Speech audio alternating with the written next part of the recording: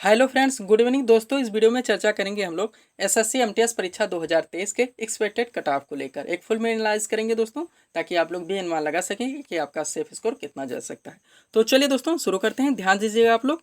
दोस्तों इसमें टोटल जो आवेदन किए गए थे वो 26,09,777 दोस्तों फॉर्म अप्लाई किए गए थे। ध्यान देंगे आप लोग, यहीं से दोस्तों कट ऑफ आपका निकलता है। उसके बाद परीक्षा में उपस्थिति की बात करें तो जो है दोस्तों 65% के आसपास थी, यानी 26 लाख प्लस लोगों ने इसमें एग्जाम दिया है। ध्यान देंगे दोस्तों, एसएससी एमटीएस में परीक्षा में बैठने वाले कैंडिडेट कितने हैं तो 16 लाख के प्लस हैं दोस्तों। उसके बाद टोटल वैकेंसी जो थी वो 1558 थी। अब ध्यान देंगे 16 लाख कंपटीटर यहाँ पे हैं और वैकेंसी कितनी है 1558। ये दोनों चीज़ ध्यान दीजिएगा आप लोग। अब कंपटीशन का परसेंटेज यहाँ से निकालें दोस्तों तो लगभग हम लोग कह सकते हैं कि जो 65 लाख लोग 65% यानी कि 16 लाख प्लस लोग इसमें एग्जाम दिए हैं, तो लगभग दोस्तों 1558 अगर सीट है तो एक सीट पर 1000 कंपटीटर आते हैं। कितने आते हैं? 1000 कंपटीटर एक सीट पे आते हैं। चीज़ ध्यान दीजिएगा दोस्तों, कट ऑफ निकालने में ज़रूरत पड़ेगी।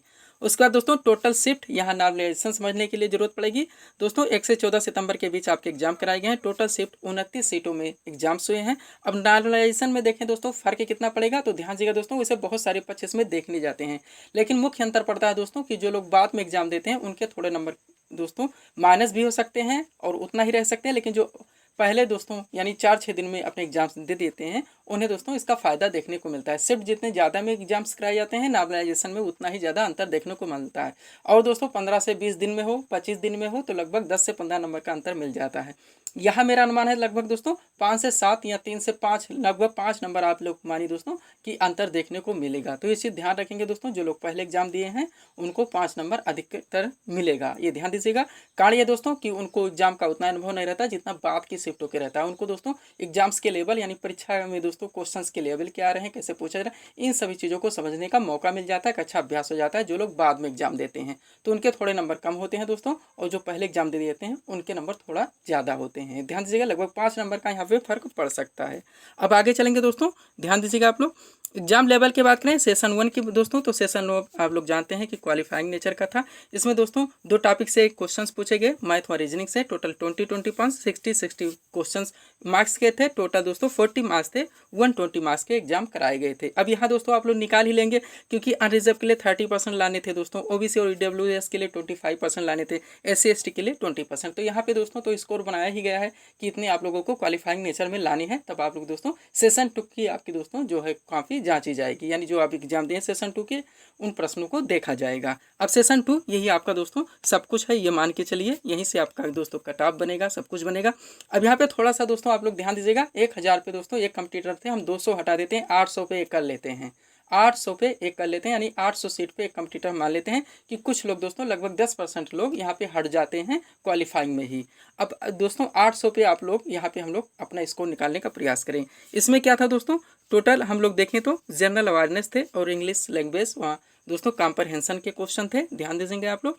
25 दोस्तों यहाँ पे प्रश्न पूछे गए थे, 75 मार्क्स के थे।